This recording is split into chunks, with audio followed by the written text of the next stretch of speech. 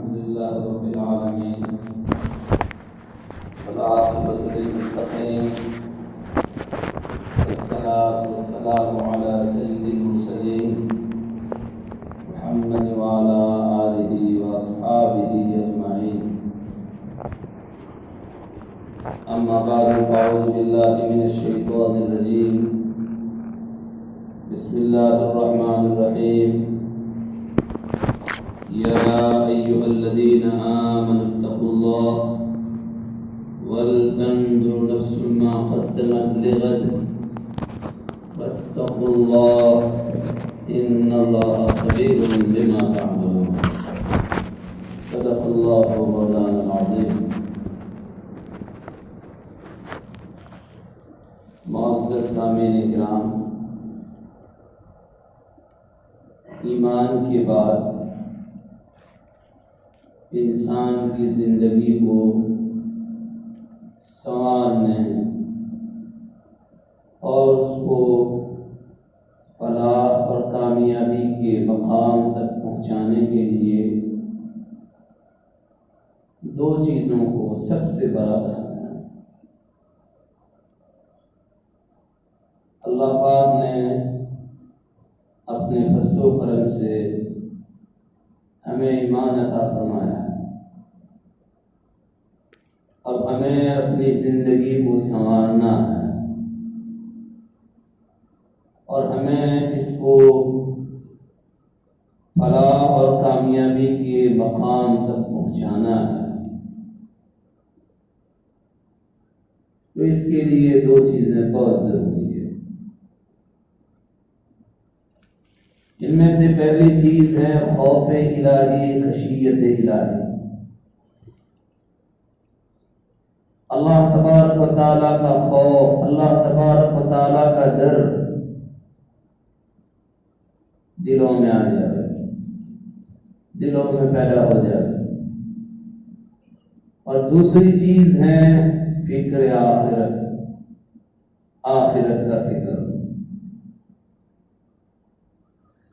حضرت نبی اکرم صلی اللہ علیہ وسلم نے اپنی امت میں ان دو چیزوں کو پیدا کرنے کی خاص کوشش فرمائی ہے کہ میری امت کے لوگوں میں یہ دو چیزیں پیدا ہو جاوے، یہ دو کیفیتیں پیدا ہو جاوے.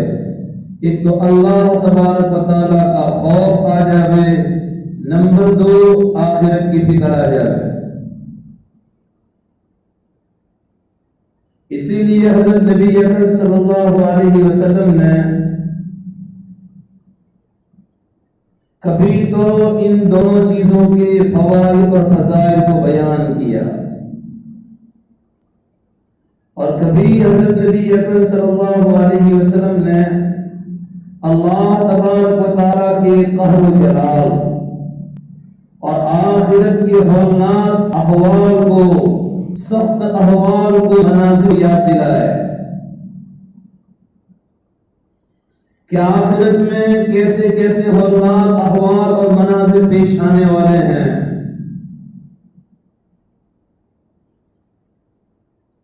تاکہ ان دونوں کی یاد سے، ان آخرت کے احوال کے مناظر کی یاد سے یہ دونوں کیفیتیں دلوں میں پیدا ہو جاوے. خوف الہی کی کیفیت پیدا ہو جاوے، فکر آخرت کی کیفیت پیدا ہو جاوے.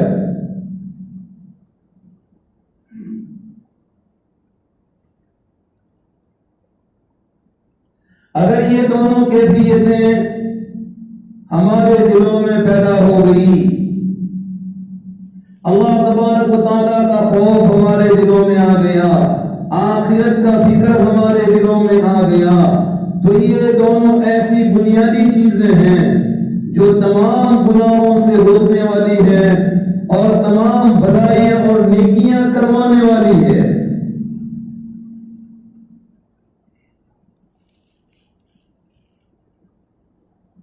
یہ دونوں چیزیں دین اور دل کی گاڑی چلانے والی ہیں. ان دونوں کے بغیر دین اور دل کی گاڑی نہیں چل سکتی. ضروری ہے کہ ہم اپنے دلوں کے اندر اللہ تبارک و تعالیٰ کا خوف بھی پیدا کرے، آخرت کا فکر بھی پیدا کرے کہ ایک دن مجھے اس دنیا سے جانا ہے، ایک دن ایسا آنے والا ہے کہ اللہ تبارک و تعالیٰ کے حضور کے اندر مجھے اپنی زندگی کا حساب دینا ہے۔ اللہ پوچھیں گے کیا لے کر آئے دنیا سے؟ اللہ پاک زندگی کے بارے میں سوال کریں گے، اللہ جوانی کے بارے میں سوال کریں گے، اللہ پاک مال کے بارے میں سوال کریں گے، کہاں سے کمایا، کہاں خرچ کیا۔ اور اللہ پاک یہ بھی پوچھیں گے کہ دین کی باتیں جو تم نے جانی تھی، دین کی باتیں جو تم نے سیکھی تھی، ان پر تم نے کیا عمل کیا۔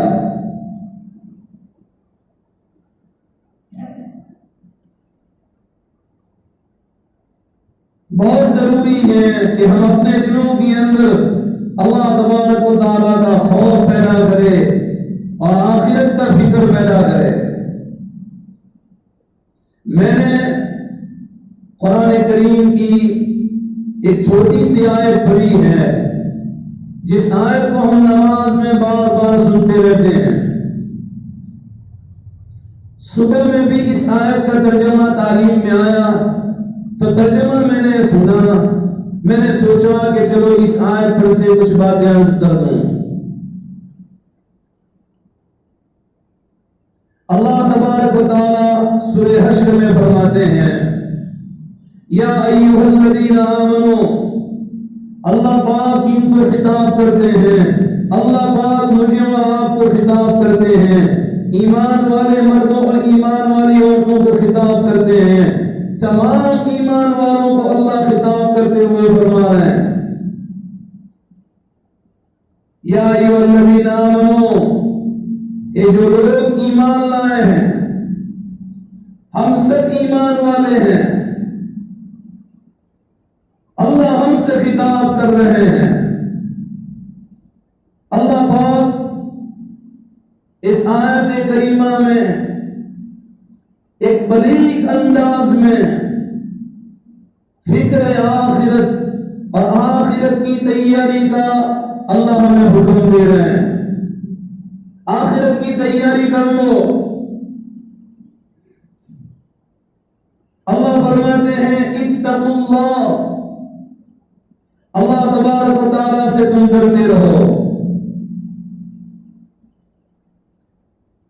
دو مرتبہ اللہ تبارک و تعالیٰ نے اس آیت کریمہ میں اتقوا اللہ فرمایا۔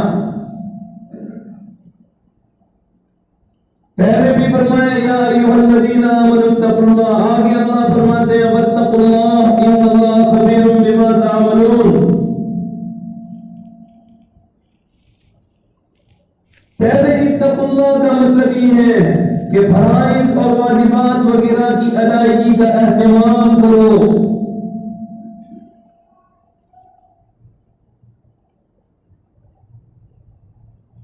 نیکیاں کرنے کی خوب کوشش کرو، اعمال صالحہ میں خوب لگے رہو۔ یہ پہلے اتقوا اللہ کا مطلب ہے، اللہ سے ڈرنے کا مطلب یہ ہے۔ اور دوسرے اتقوا اللہ کا مطلب یہ ہے کہ تمام گناہوں سے اپنے آپ کو بچاؤ۔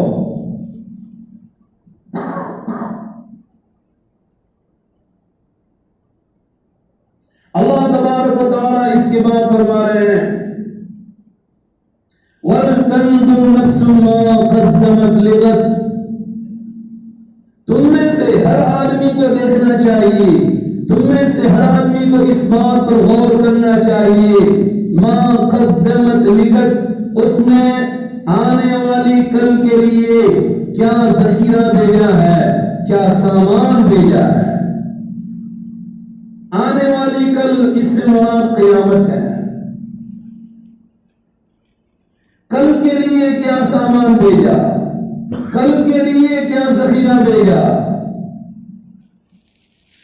اللہ تبارک و تعالی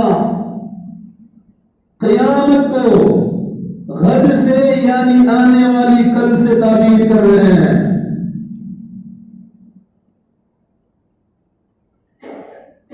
اس میں اللہ تبارک و تعالیٰ نے چند اشارات فرما دیے ہیں۔ پہلا اشارہ تو اللہ تبارک و تعالیٰ نے یہ فرمایا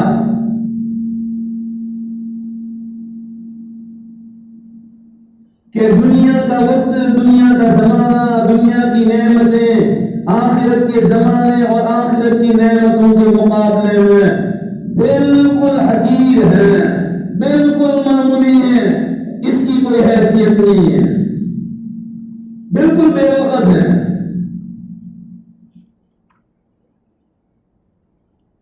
آخرت کا زمانہ اور آخرت کی نعمتوں کے مقابلے میں دنیا کے زمانے کی، دنیا کی نعمتوں کی کوئی حیثیت اور کوئی وقت نہیں ہے۔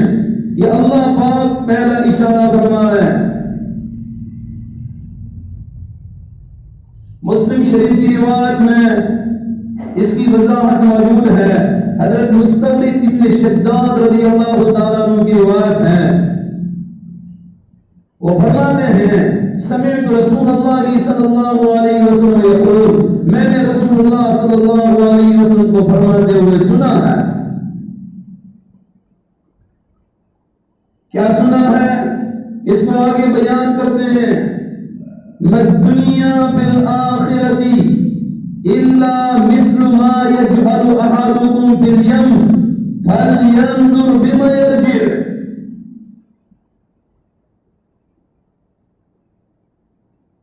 آخرت کے مقابلے میں دنیا کی حیثیت کیا ہے؟ حضرت نبی اکرم صلی اللہ علیہ وسلم فرماتے ہیں، خدا کی قسم کھا کر فرماتے ہیں کہ میں اللہ کی قسم کھا کر کہتا ہوں، آخرت کے مقابلے میں دنیا کی مثال ایسی ہے، یعنی آخرت کا زمانہ، آخرت کی نعمتیں، اس کے مقابلے میں دنیا کا زمانہ، دنیا کی نعمتوں کی مثال ایسی ہے جیسے تم میں سے کوئی آدمی سمندر میں اپنی ایک انگلی ڈبو کر نکالے،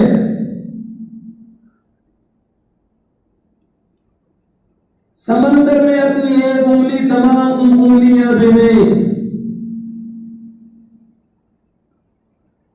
اس بار اپنی ایک انگلی سمندر کے پانی کے اندر ڈبوئے اور اس کے بعد اس کو باہر نکالے اور نکال کر دیکھ لیں کہ کتنی مقدار پانی اس انگلی پر لگ کر آیا ہے۔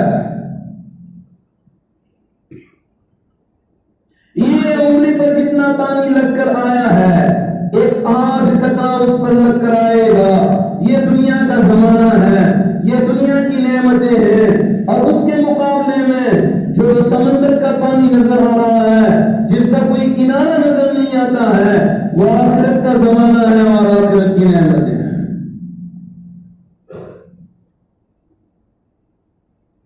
جس طرح انگلی پر لگا ہوا پانی، اس کو سمندر کے پانی کے مقابلے میں کوئی وقت نہیں، کوئی حیثیت نہیں، اسی طرح دنیا کا زمانہ، دنیا کی نعمتیں، ان کو آخرت کے زمانے اور آخرت کی نعمتوں کے مقابلے میں کوئی حیثیت نہیں ہے۔ بلکہ شراح حدیث فرماتے ہیں، یہ بھی یہ مثال حضرت نبی اکرم صلی اللہ علیہ وسلم نے امت کو سمجھانے کے لیے فرمائی ہے، ورنہ انگلی پر لگا ہوا آٹھ قطرہ پانی، یہ تو سمندر کے پانی کے مقابلے میں کوئی نہ کوئی نسبت رکھتا ہے، بھلے وہ نسبت بہت معمولی نسبت، لیکن دنیا کا زمانہ، دنیا کی نعمتیں آخرت کے زمانے اور آخرت کے مقابلے میں کوئی نسبت نہیں رکھتے ہیں، ان کی کوئی حیثیت نہیں ہے، کیونکہ دنیا کا زمانہ محدود ہے، دنیا کی نعمتیں محدود ہیں، متناہی ہیں، فنا ہونے والی ہے، اور آخرت کا زمانہ اور آخرت کی نعمتیں غیر محدود ہے، غیر متناہی ہے، ہمیشہ ہمیشہ باقی رہنے والی ہے۔ اور ریاضی کا یہ مسلم مسئلہ ہے کہ غیر محدود اور غیر متناہی کو محدود اور متناہی سے کوئی نسبت نہیں ہوا کرتی، پانی کو باقی سے کوئی نسبت نہیں ہوا کرتی، دنیا کے زمانے کو، دنیا کی نعمتوں کو آخرت کے زمانے اور آخرت کی نعمتوں کے مقابلے میں کوئی حیثیت نہیں ہے۔ اللہ تبارک و تعالی قیامت کے دن کو قد سے تعبیر کر رہے ہیں، آنے والی قد سے تعبیر کرتے ہیں۔ ما قدمت لغد، ہر انسان کو دیکھ لینا چاہیے اس نے کل کے لیے، یعنی قیامت مراد ہے، قیامت کے لیے اس نے کیا ذخیرہ بھیجا، کیا سامان بھیجا۔ تو اس میں پہلا اشارہ تو یہ فرما دیا جو آپ نے سنا کہ دنیا کا زمانہ، دنیا کی نعمتیں، یہ آخرت کے زمانے، آخرت کی نعمتوں کے مقابلے میں بہت حقیر اور معمولی ہے۔ دوسرا اشارہ اللہ پاک نے یہ فرما دیا کہ قیامت اور آخرت کا آنا یقینی ہے، قیامت اور آخرت کا آنا یقینی۔ جیسے آج ابھی ہم میں سے کسی کو پوچھے کہ آج کے بعد کل کا آنا یقینی ہے کہ نہیں، سب کہتے ہیں کہ آج کے بعد کل کا آنا یقینی ہے، آئندہ کل کا آنا یقینی ہے۔ اللہ پاک قرآن کریم کے اندر قیامت کو آنے والی کل سے تعبیر فرما رہے ہیں۔ اس میں اشارہ کیا کہ جس طرح آنے والی کل کا آنا یقینی ہے، اسی طرح قیامت اور آخرت کا آنا بھی یقینی ہے۔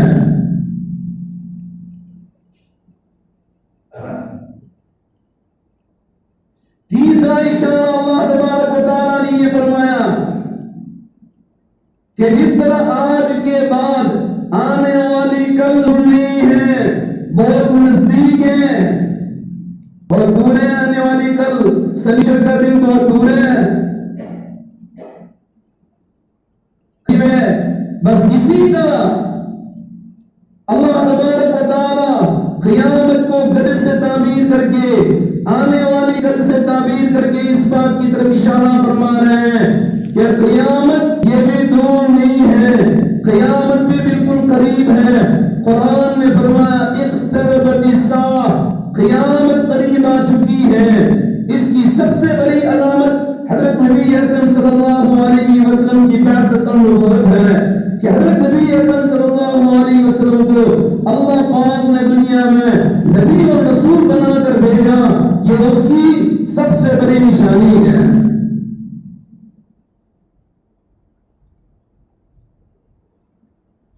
تو جب دنیا کا زمانہ، دنیا کی نعمتیں آخرت کے زمانے اور نعمتوں کے مقابلے میں بالکل بے حیثیت ہے، دوسری بات آخرت کا آنا یقینی ہے، تیسری بات یہ کہ آخرت اور قیامت بالکل قریب ہے، تو اللہ تبارک و تعالی ہم جیسے غافل انسانوں کو اس آیت کریمہ کے اندر اس طرح متنبہ فرما رہے ہیں کہ بھائی دنیا کی نعمتیں، دنیا کی لذات، دنیا کی شہوات کو چھوڑو، آخرت کی فکر کرو، آخرت کی تیاری میں لگ جاؤ۔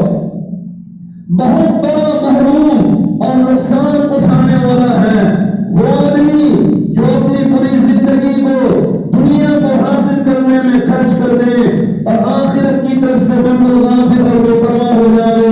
اس سے بڑا محروم اور اس سے بڑا نقصان اٹھانے والا کوئی نہیں ہے۔ اللہ نے ہمیں زندگی اس لیے نہیں دی کہ ہم اپنی پوری زندگی کو، اپنے پورے رات دن کو دنیا کے حصول میں خرچ کر دیں، اس لیے اللہ نے یہ قیمتی زندگی نہیں دی ہے۔ یہ زندگی تو اللہ پاک نے ہمیں آخرت کو بنانے کے لیے دی ہے۔ الدنیا مزرعۃ الآخرہ، دنیا آخرت کی کھیتی ہے، جیسا یہاں کریں گے ویسا آخرت میں پائیں گے۔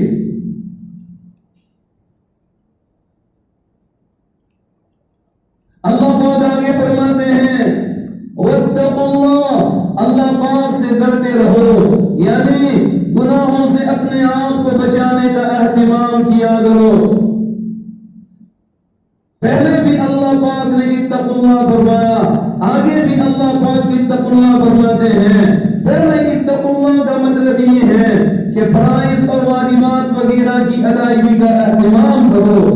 دوسرے اتقوا کا مطلب یہ ہے کہ اپنے آپ کو گناہوں سے بچانے کی پوری کوشش کرو، اور انہی دو چیز اللہ پاک سے ڈرنے کا مطلب یہی ہے کہ اللہ پاک کے احکام کو بجا لایا جاوے، اللہ پاک کی طاعت کو بجا لائی جاوے، مامورات پر عمل کیا جاوے، اور منہیات گناہوں وغیرہ سے اپنے آپ کو بچایا جاوے۔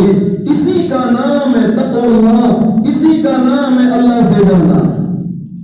اللہ سے ڈرنا اس کے علاوہ نہیں ہے۔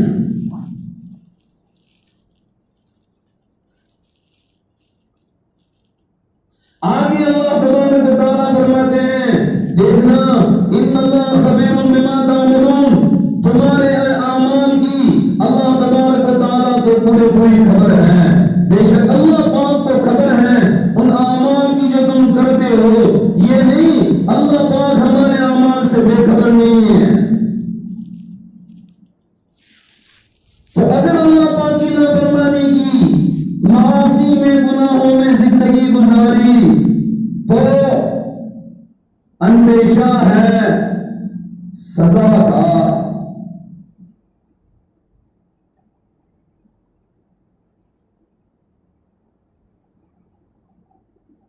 امام ترمذی رحمۃ اللہ علیہ نے ابواب الزہد میں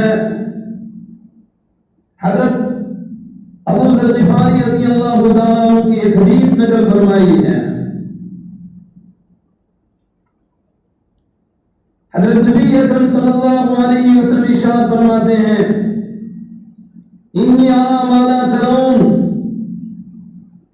واسمع ما لا تسمعون، اتت السماء وحق لها ان تعد۔ حضرت نبی اکرم صلی اللہ علیہ وسلم فرماتے ہیں، عالم غیب کی جو چیزیں میں دیکھتا ہوں وہ تمہیں نظر نہیں آتی، غیب کی جو آوازیں میں سنتا ہوں وہ تم نہیں سنتے ہو۔ انی ارا ما لا ترون واسمع ما لا تسمعون۔ اس کے بعد آپ نے فرمایا اتت السماء، آسمان چرچراتا ہے فرشتوں کی کثرت کی وجہ سے، اللہ تبارک و تعالیٰ کے جلال کی وجہ سے آسمان سے آواز آتی ہے، آسمان چرچراتا ہے۔ یہ آواز حضرت نبی اکرم صلی اللہ علیہ وسلم سنتے تھے، امت کو بتلایا۔ وَحُقَّ لَهَا أَن تَعِدَّ، آگے فرماتے ہیں آسمان کو حق ہے، آسمان کے لیے لائق ہے کہ وہ چرچرائے۔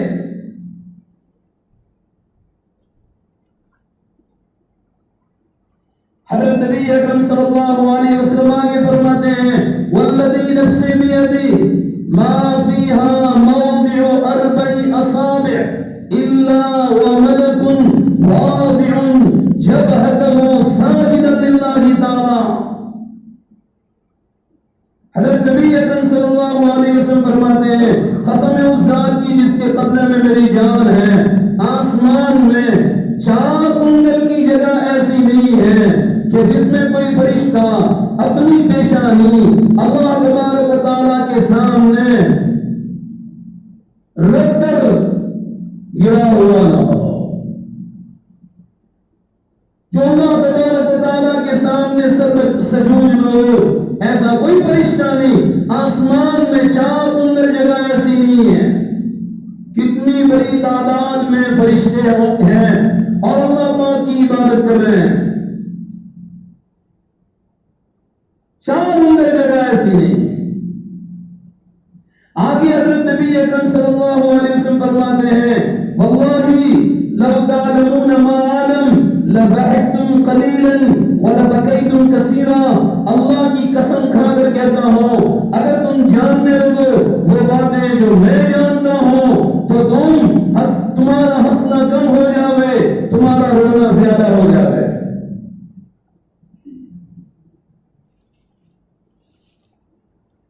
آگے حضرت نبی اکرم صلی اللہ علیہ وسلم فرماتے ہیں، وَمَا تَلَزَّزْتُمْ بِالنِّسَاءِ عَلَى الْفُرُشَاتِ، تم بستروں پر اپنی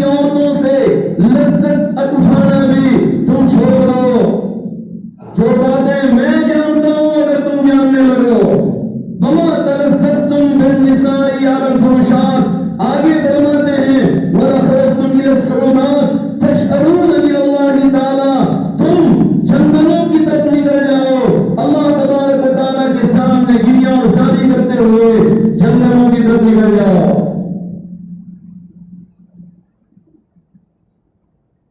عالم غیب کی یہ باتیں حضرت نبی اکرم صلی اللہ علیہ وسلم جانتے تھے، لیکن اللہ تبارک و تعالیٰ نے انسان کو خلافت ارضی کا کام دیا ہے، اور یہ کام اسی وقت ممکن ہے جبکہ انسان اس دنیا کے اندر اطمینان کے ساتھ اور سکون کے ساتھ زندگی گزارے۔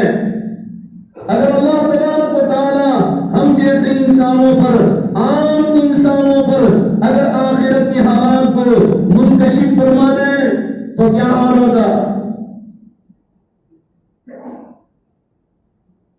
انسان کوئی کام نہ کر سکتا، بلکہ اس دنیا میں زیادہ دن تک وہ زندہ بھی نہ رہ سکتا۔ اس لیے اللہ پاک نے عام انسانوں پر آخرت کے احوال کو اللہ نے منکشف نہیں فرمایا، اللہ نے جو ہے پردے غیب میں رکھا۔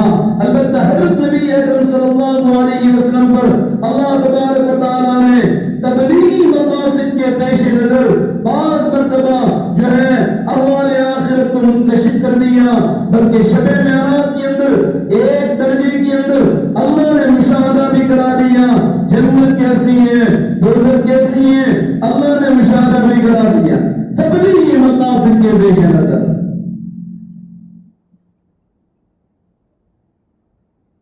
اب نبی نے بتلایا امت کو کہ آخرت کے احوال ایسے ایسے ہیں۔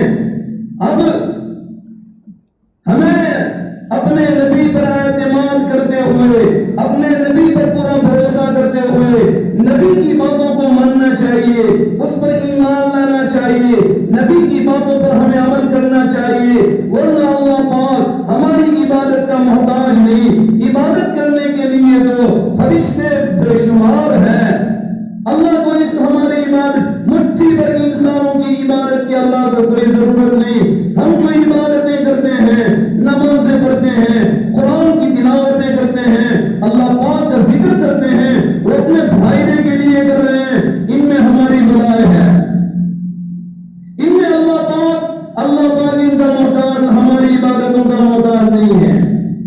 اخیری موت پر اپنی بات ختم کر دوں کیونکہ وقت ہو چکا ہے۔ اس حدیث کے راوی حضرت ابو ذر غفاری رضی اللہ تعالیٰ عنہ جب اس حدیث کو بیان کرتے تھے تو اس حدیث کا اتنا اثر جو ہے ان پر پڑتا تھا، فرماتے ہیں یا لیتنی کنت شجرۃ تعضد، کاش، ارے کاش کہ میں درخت ہوتا کہ میں کاٹ دیا جاتا، بے ساختہ، بے اختیار۔ حضرت ابو ذر غفاری رضی اللہ تعالیٰ عنہ کی زبان مبارک سے یہ الفاظ نکلتے، کاش کہ میں ایک درخت ہوتا جس کو کاٹ دیا جاتا اور آخرت کے حساب اور کتاب کے جملوں میں مجھے نہ پڑھنا پڑتا۔ حساب دینا ہے آخرت میں، اپنی زندگی کا حساب دینا ہے۔ ہم جی رہے ہیں، ہم کھا رہے ہیں، ہم پی رہے ہیں، اللہ پاک کی نعمتوں کا فائدہ اٹھا رہے ہیں، ایک دوسرے کی طرف دیکھ رہے ہیں، سب کچھ کر رہے ہیں، یہ اللہ پاک کی نعمتیں ہیں۔ ان نعمتوں کا اللہ پاک جو ایک دن سوال کریں گے، ایک دن قیامت آنے والی ہے، اس کا آنا یقینی ہے، اس میں کوئی شک نہیں۔ جیسا آپ نے سنا کل کا آنا یقینی، اسی طرح قیامت کا آنا یقینی ہے۔ اللہ تبارک و تعالیٰ سے دعا کرتا ہوں اللہ پاک ماضی کی زندگی میں ہونے والے معاصی سے درگزر فرمائے اور آنے والی زندگی کے اندر اللہ تبارک و تعالیٰ ہمیں نیک اعمال کی توفیق عطا فرمائے۔